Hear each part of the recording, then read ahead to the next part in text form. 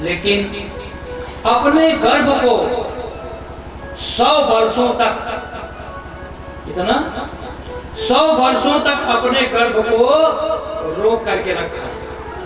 और जब उचित समय आया तो 2 पुत्र पैदा। एक बात और कहा कश्यप जी ने कि तुम्हारे दोनों पुत्रों में से एक पुत्र को 4 पुत्र होंगे, और जिसमें उन 4 पुत्रों में एक पुत्र भगवान का परम भक्त होगा। बहुत प्रसन्न हुई। अब गर्भ को रोक करके रखा है। इधर कहां से उनकी उत्पत्ति होनी है? जय और विजय भगवान के पार्षद थे। सनक, सनंदन, सनातन, संत कुमार चारों ऋषि भगवान से मिलने के लिए जा रहे थे। दोनों ने रोक दिया। ऋषियों ने साफ दे दिया कि जिसका दर्शन करने से तुम रोक रहे हो, जिसके मद में मदमस्त हो रहे हो, हम तुम्हें श्राप देते हैं, तुम्हें तुम्हारा पतन हो जाएगा और तुम्हें मृतलोक में जाना पड़ेगा। बहुत भयभीत हो गए, पैरों पर गिर गए। बोले ठीक है महाराज, खुद तो मेरे साथ का अपने साथ में थोड़ा सा सुधार कीजिए। ऋषियों ने कहा कि 2 जन्मों तक आपको इस योनि में रहना होगा और तीसरे जन्म में आपका उद्धार भगवान के हाथों हो जाएगा। वैकुंठ से पतन हो गए। और जब जय विजय वैकुंठ से पतन हुए तब वही दोनों आकर के दीदी के गर्भ में समाहित हुए। और जब 100 वर्ष पूरा हो गया तब दिति ने उन दोनों बच्चों को जन्म दिया। और जैसे ही वो दोनों जमीन पर आए, क्योंकि कितने साल के हो गए थे, 100 साल के इकट्ठे हो गए हैं, लेकिन उस समय राखी सब हजारों हजार वर्ष जीते थे। जैसे जमीन पर पैर रखे जमीन खस गई, आकाश में गर्जना होने लगी, चारों तरफ उत्पात होने लगा। हिरण्याक्ष गदा लेकर के युद्ध के लिए सबके पास जाने लगा कि मेरे हाथों में खुजली हो रही, मुझे युद्ध करना है। ब्रह्मा जी के पास भी गया। ब्रह्मा ने कहा इस हमारा काम नहीं है युद्ध करना, लड़ाई करना, सीधा प्रभु के पास जाओ। आया इधर प्रभु पृथ्वी को लेकर के आ रहे हैं। जल में कूद गया और तरह तरह की उल्टी सीधी बातें भगवान को कहने लगा। भगवान ने कहा कि हिरण्याक्ष, ये पृथ्वी है और हम इस पर सृष्टि का विस्तार करना चाहते हैं। हिरण्याक्ष नहीं माना, बोला अगर ले जाना है तो युद्ध करो। भगवान का और हिरण्याक्ष का भयंकर युद्ध हुआ और गदा के प्रहार से भगवान ने हिरण्याक्ष का।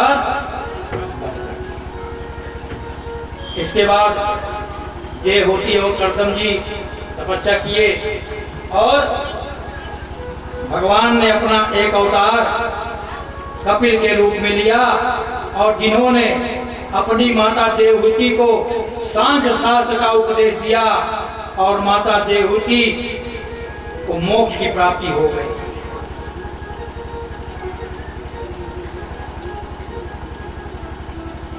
भोजन कराए क्यों? ओ बोल रहे आपकी फटाफट।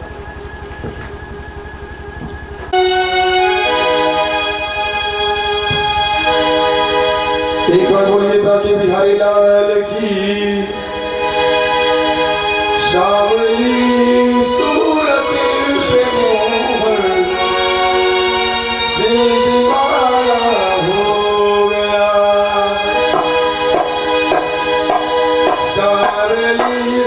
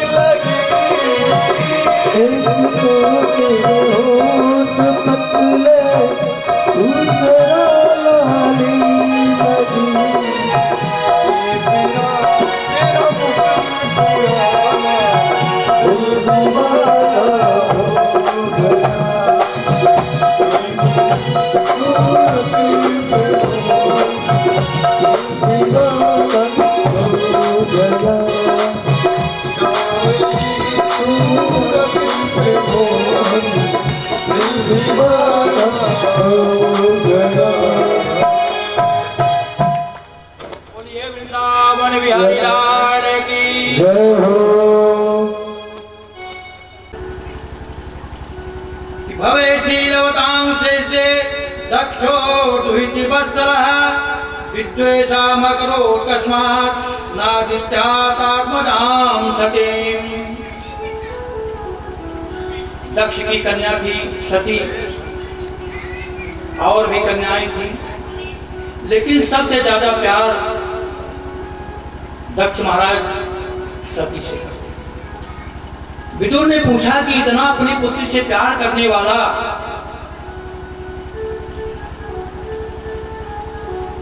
दक्ष भगवान भोलेनाथ का अनादर क्यों किया? आदमी ऐसे तो दामाद की सेवा बहुत की जाती है, लेकिन उसमें कारण है। कारण है कि हम अपनी पुत्री के मोह में उस दामाद की भी सेवा, अगर घर दामाद होकर अपमान हो जाए तो थोड़े लड़की परेशान करे जाए। विदुर ने कहा कि इतना प्यार करते थे सती से, लेकिन फिर भी भगवान का अपमान क्यों किया? दक्ष प्रजापति सभा में आए, सभा लगी थी, आए, सब खड़े हो गए। जितने भी देव देवता थे सब खड़े हो गए, लेकिन भोलेनाथ नहीं खड़े थे।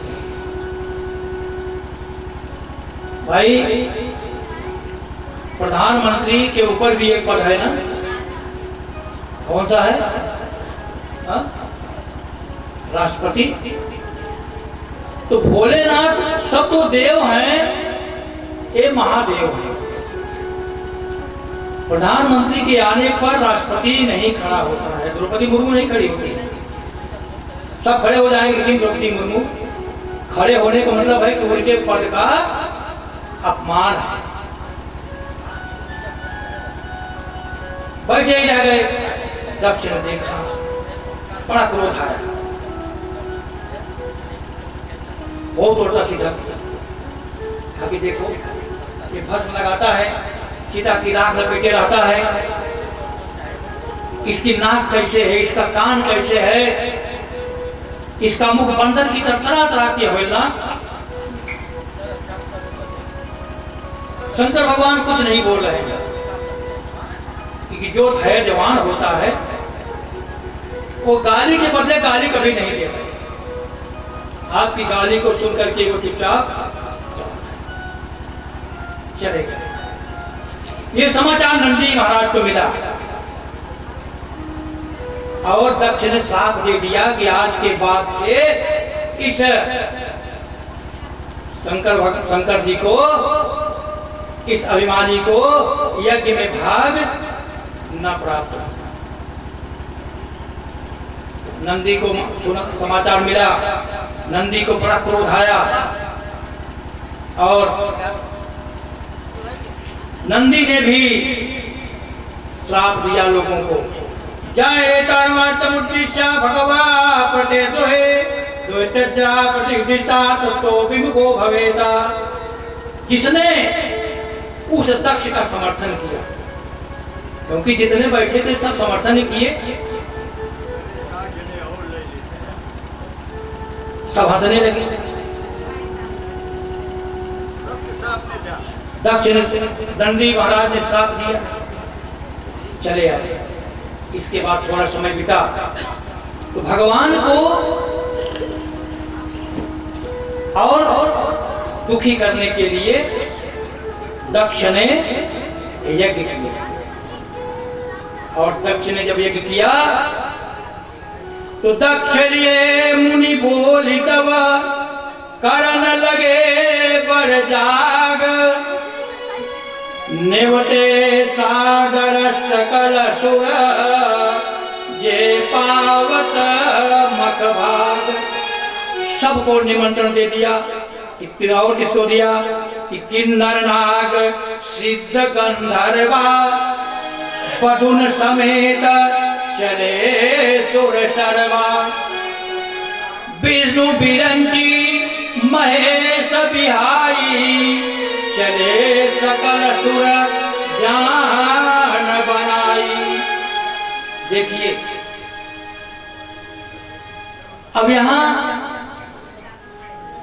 सब चाट पार्टियां कर रहे हैं। जैसे गांव में न्योता पड़े, अब आपका निमंत्रण नहीं आवे तो गांव वाले बच के तोहरे दुआरे के गांव वाले दूसरा रोड पकड़ के नहीं देंगे, एक न्योता ना आए भी दुआरे चला देना को और खेल। ये सब अपने पत्नियों के साथ सभी देवता कहां से जा रहे हैं? कैलाश पर्वत के ऊपर। और रास्ता रही है लेकिन कैलाश पर्वत से जा रहे हैं। तो सती ने देखा तो सती बिलो के व्योम विमाना।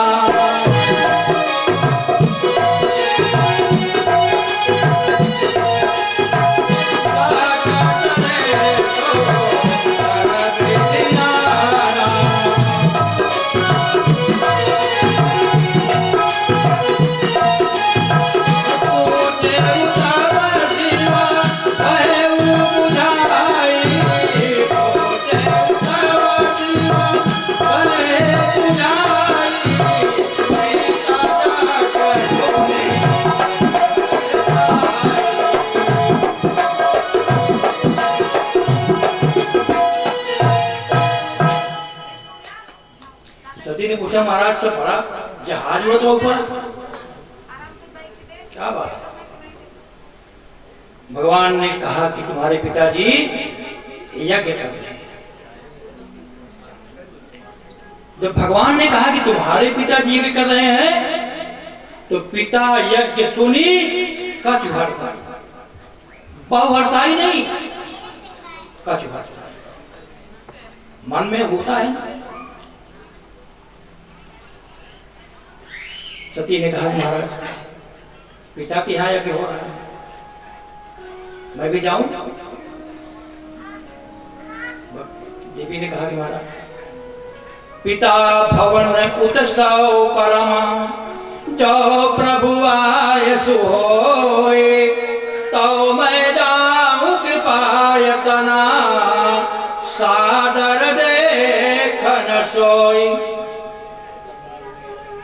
पिता के घर यज्ञ है, अगर आपकी आज्ञा हो। आजकल का होता, भाई पूजा सुनत बा, बाप पूजा सुनत बा, अगर कोनो द्वेष बा, कोनो झगड़ा बा, तो पति कितना मना करे, लेकिन अपनी सती का अनुसरण करा थे, यह जगह करा थे अनुसरण। चलिए जाइए, भगवान ने कहा ठीक है, भगवान ने कहा ठीक है, अच्छा कार्य कि कहे उन्हीं का मोह रे मान भाव,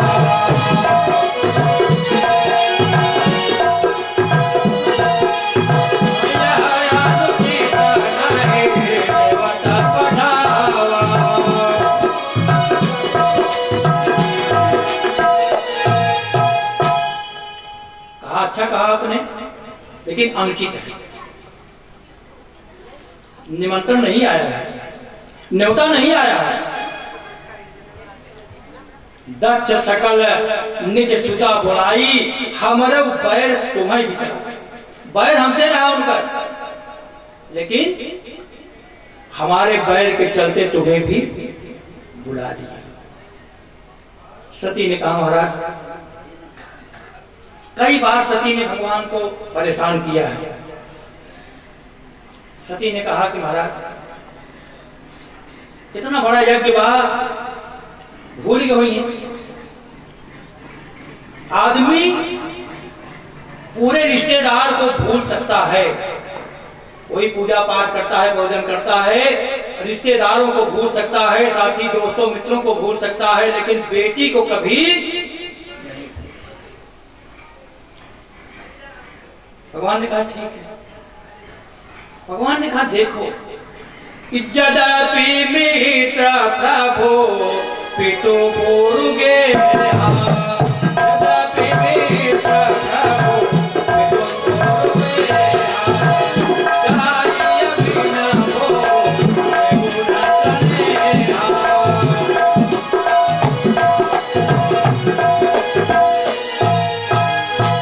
यद्यपि मित्र के यहाँ, पिता के यहाँ, भगवान के यहाँ और गुरु के यहाँ बिना निमंत्रण के जाना चाहे, लेकिन तदपि विरोध मान जहाँ कोई, कहाँ गए कल्याण।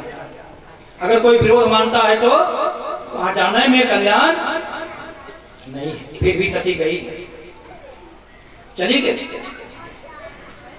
बोली मैं जाऊं पिता के यहाँ हो। चली गई, जा करके देखा, वहां जाकर के देखती है कि सती जाई देखे तब जागा, कतहु न दीख संभ कर भागा। सीधा यज्ञ मंडप में गई, कोई नहीं मिला उनसे, कोई नहीं बोला, बहने हंस रही थी, बिना न्योता चली आई, हंस रही थी। यज्ञ में गई, देखा कतहु न दीख संभ कर भागा, अस कही योग अगिन तन जारा, भयउ सकल मख हाहाकार। योगाग्नि पैदा की, प्रकट की और भस्म हो गई। समाचार जब शंकर पाए, वीर भद्र कर कोप पठाए, और यज्ञ विधान से जाय तिन कीना, और सकल सुरन विधिवत फल दिया, विधिवत फल दिया। जे जैसे के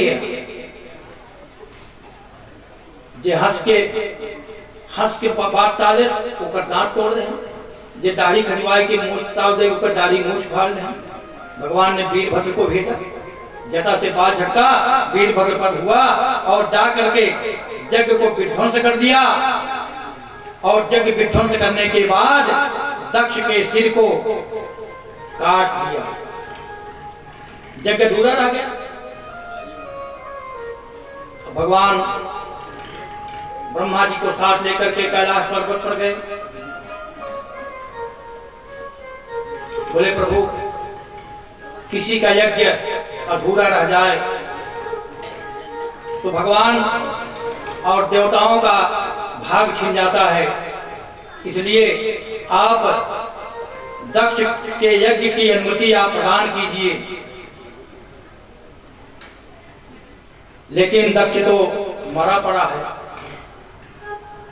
भगवान प्रसन्न हुए। भगवान किसकी बात प्रसन्न होते हैं?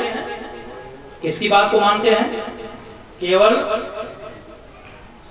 विष्णु भगवान की बात को ही। उनकी बात कभी नाथ वचन पुण्य मेट न जाए। आपकी बात कभी मिटेगी नहीं, क्योंकि दोनों में कोई अंतर ही नहीं। दोनों वो उनको पिता मानते हो तो उनको पिता मानते। भगवान ने कहा जाकर के उसको जीवित करो।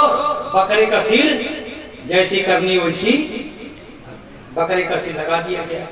दक्ष जीवित हुई, भगवान के शरण में गए, क्षमा मांगे और भगवान की आज्ञा से दक्ष का यज्ञ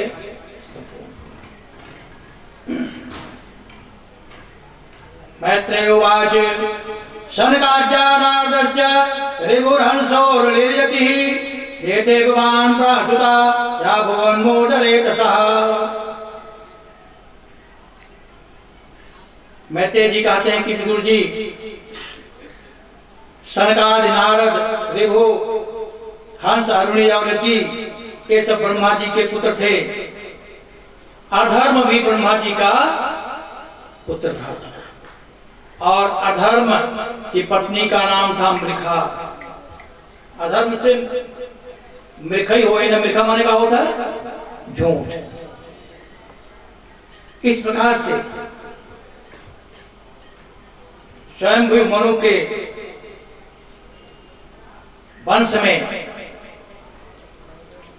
राजा प्रियव्रत और उत्तानपाद।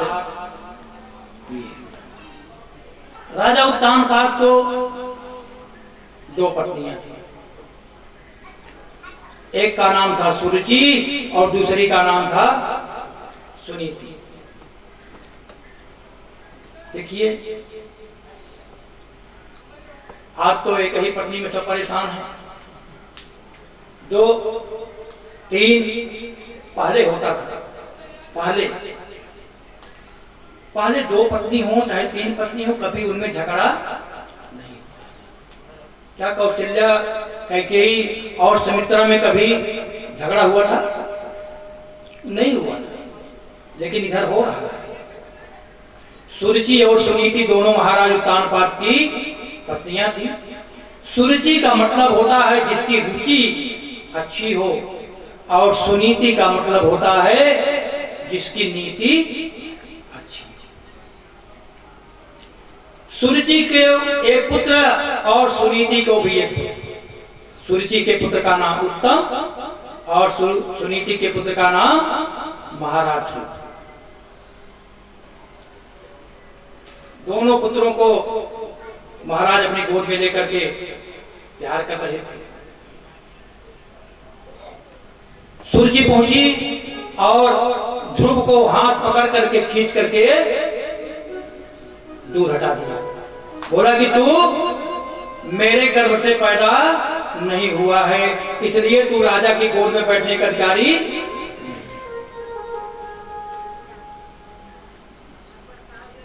बड़ा दुखी हुआ, आया माता के पास, सुनीति के पास। सुरुचि ने कहा कि अगर ये राजा की गोद में बैठना है तो भगवान को प्रसन्न करो और मेरे गर्भ से जन्म लो, तब राजा की गोद में। नन्हा सा बालक 5 वर्ष का रोते रोते माँ के पास गया। बोला, माँ ये भगवान क्या होते हैं? बोले कि ये कहां तुम्हारे बुद्धि उत्पन्न हुई? बोले, माँ ने कहा, छोटी माँ ने कहा कि भगवान से का ध्यान करो, भगवान से मुझे प्राप्त करो। माँ ने समझाया, बेटा ये सब लोग धंधा है, भगवान के बारे में भी तो मत पूछो।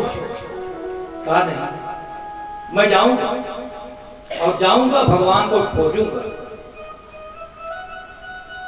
जंगल में जाऊंगा। देखिए, सुनीति जब भगवान राम को कैकेयी ने वनवास दिया। कैकेयी ने भगवान को वनवास नहीं दिया, कि दिया था।